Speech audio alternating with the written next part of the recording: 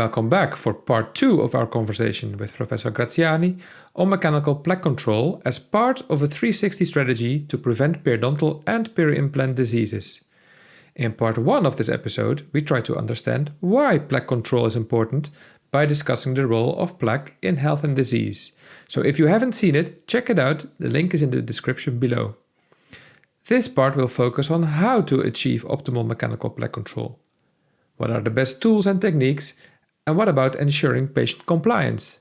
Let's hear it from the expert, Professor Graziani. Going to the actual mechanical plaque removal, of course, the obvious one is toothbrushing. It's a habit we've adopted already 2,000 years or maybe even longer ago. We have some recent developments going from manual toothbrushing to power toothbrushing to smart toothbrushing.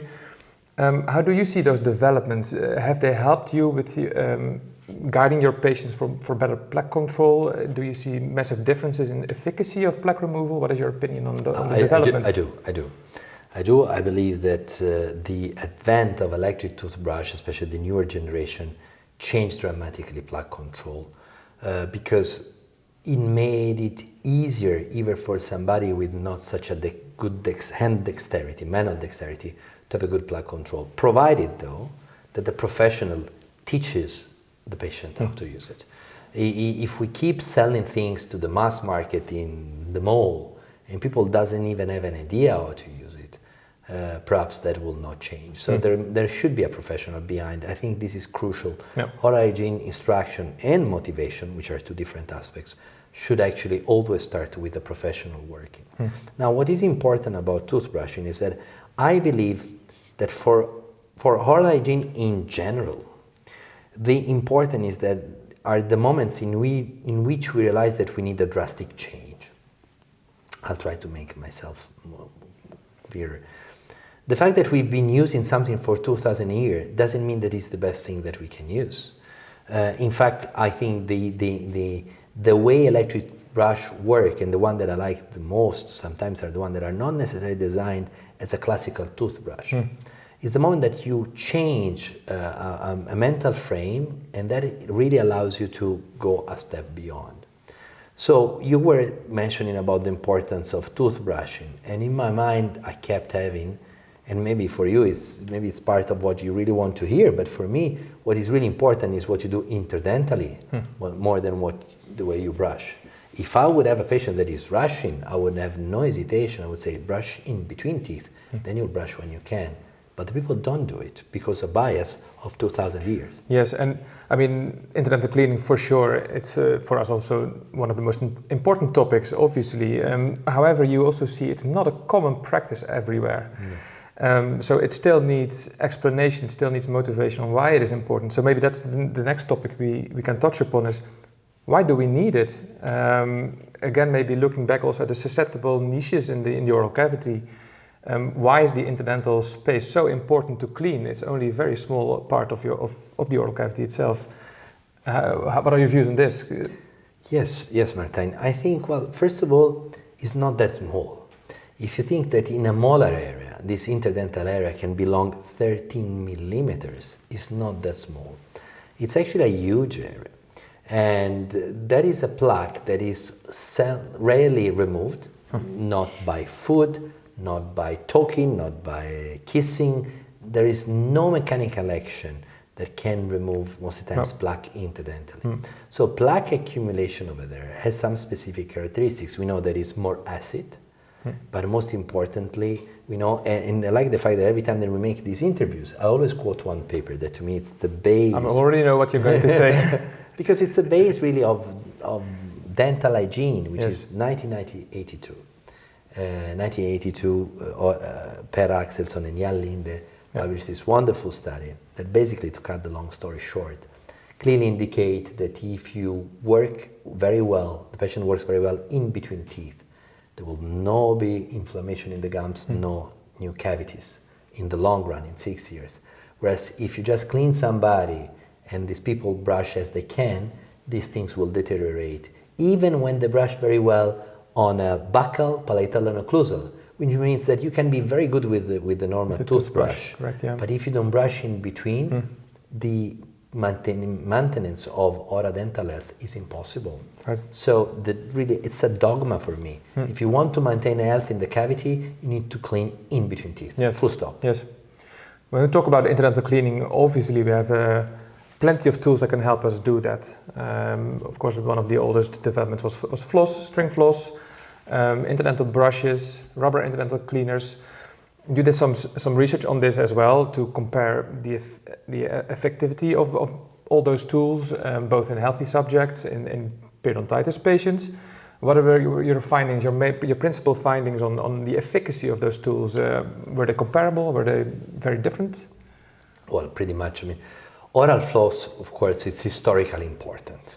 To me, it's just an historical importance, and I like another study from the group from Friedrich van der Weyden from the ACTA that you might be aware of, yes. I guess, that clearly indicate, I'm talking about a study of 2008, but it clearly indicate that really floss was not providing on a scientific level an additional effect. So many people might say that this is due to the fact that it's difficult to use, which is true. Difficult to the point that even the study that has designed on dental hygiene students or dental students do not show an additional effect of floss. So even the people that should know how to use things are not capable to show an additional effect. And as a periodontist, I have no hesitation. For me, interdental brushes are the instruments, not the floss. When I compared various instruments, I did 2 trials. One that got out in 2017, another one more recent. Yes. Because what is important when you are evaluating and making trials on interdental cleaning, you need to clearly differentiate people that has open embrasure, let's say they have no papillas or attachment loss in the papilla, versus people that have a papilla that is completely integral, because this changes the type of actions yes. that you may have. Clearly, it was very clear that floss would not add anything to toothbrushing in both cases. So flossing, that I used this morning, I flossed. And in the study that I quoted before of Axel and Linde, the majority of the patients did floss. Right. Which means that high quality flossing is effective. Does something, yeah. Absolutely. The problem is that how many efforts you have to make as a professional to bring somebody to be able to do high quality flossing. So it may work for me, but I've been working on gums for the last 20 years. Yep. I know the anatomy and I have good dexterity, but I'm not sure that if I see one patient once or twice, I can pass this knowledge. So floss was not effective at all, even with 4 sessions of oral hygiene instruction and reinforcement. Whereas toothbrushes, interdental toothbrushes, in both systems, I'm talking both in people that were healthy and people with periodontitis, would show an enhancement of plaque removal. Right. So there was less plaque at the end after a month with people using interdental brushes in both samples, more than with floss or just a control. Right. What was interesting was the interdental peaks. I think that was one of the, I think these 2 are the only 2 trials that are present on interdental peaks. Perhaps there are more, and that I'm showing to the camera and my ignorance, but at the moment I don't even remember. But it might be my fault, and I want to be sure. I tend to be self-centric in quoting papers, but there may be a few. No, I'm sure there must be some uninteresting one. But what is interesting is that the fact that in these 2 studies, the interdental peaks proved to be as effective as interdental brushes. What was interesting is a tendency. This is not statistically significant, right. But a tendency that was seen in people with intact periodontium, and it was the fact that it wasn't just a concept of plaque control, but there was even a slightly more tendency of inflammation reduction, which I think might be due to the fact that the peaks may really act as a sort of a massage. Yeah. And this massage effect, I remember something that my grandfather used to quote to patients, that the gums should be massaged. And I kept reading, people saying this, but I never saw numbers relating to this. Right. Because the anatomy of the peak is really pressing significantly on the papilla. I think that could be the explanation for the bleeding. Interesting. And you already touched upon it a little bit when comparing different interdental cleaning tools. It's not just about their efficacy, it's also about the patient using them properly. Floss is extremely difficult to do properly, and therefore it's also very unlikely that patients will do it on a daily basis. What are your views on driving compliance by choosing the appropriate interdental cleaning tool. Do you maybe have tips for hygienists and other oral care professionals who are watching how to leverage the user-friendliness of certain interdental cleaning tools to drive compliance and build rituals and habit formation? Yes, I mean, I have to tell you that I'm a clinical trialist. I'm not a behavioral trialist. Of course, which means that I don't have my own data on showing that there is a system that is more capable to determine motivation. So this is based on 20 years of continuous practice to gingival diseases, but I'm a pure periodontist, namely my clinic just do periodontitis treatment, and we do run other clinics. So the amount of patients that I've been treated is quite significant, and it is very clear. Motivation starts with the rapport that we have with our patient, and interdental brushes, and I think that's the first step that should be clear, is the first thing that is taught to the patient, the first thing that is shown to the patient. We don't even, in the first session, we don't even quote a toothbrush. No. We just make it simple, just to make it clear. The intervention for changing oral hygiene habit should be short and effective, because life is beautiful. People should not be forced to listen to some random dentist or dental hygienist talking about bugs in the oral cavity. No. I mean, out there is war, but there is also love. So people should be out of dental practices and leave, and not to hear story about dental plaque. Yeah. So 2 minutes, and in those 2 minutes you need to be effective. It's passing a skill. You don't need to make a conference. And the skill to be passed is something that the patient needs to be able to do it himself or themselves in the moment that is in the practice. To empower someone, you need to make sure that when I teach you something, you can do it, so when you get home, you know how to do it. Right. And that works for everything in terms of human behavior. All the sports that you are capable of doing, and I'm sure you're a massive sport person, you're good because you've been taught how to do things in a way that appeared extremely easy. Otherwise, if that something would have been appearing complex, you would have stopped doing it.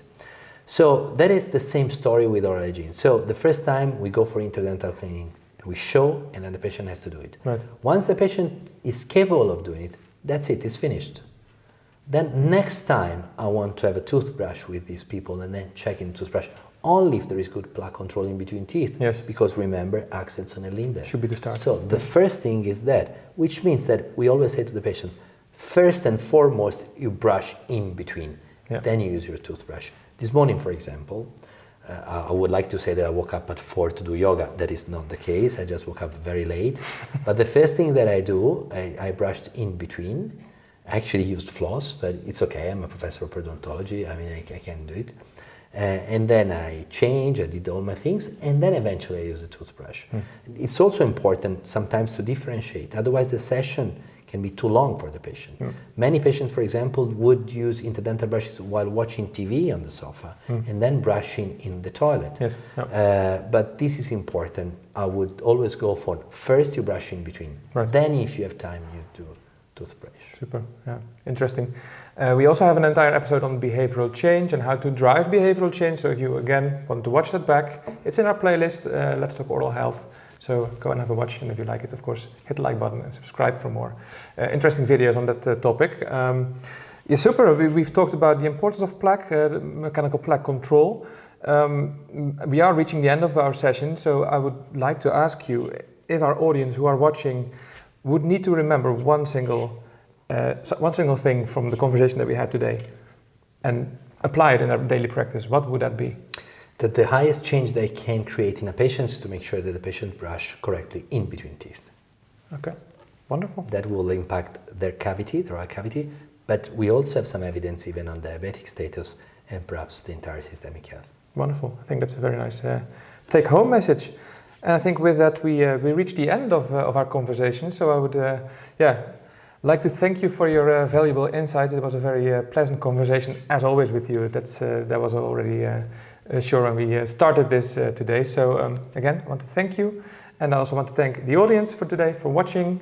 Again, if you have interest in other videos on prevention of periodontal disease and peri-implantitis, go to our Let's Talk Oral Health playlist on our YouTube channel. You will find the entire series of videos there. A big thank you to everybody who has been watching today. And again, a big thank you to our most honorable guest, and see you later. Thank Goodbye. you. Thank you, Martijn, and thank you for the people that will watch it. Thank you. Thank you. Goodbye.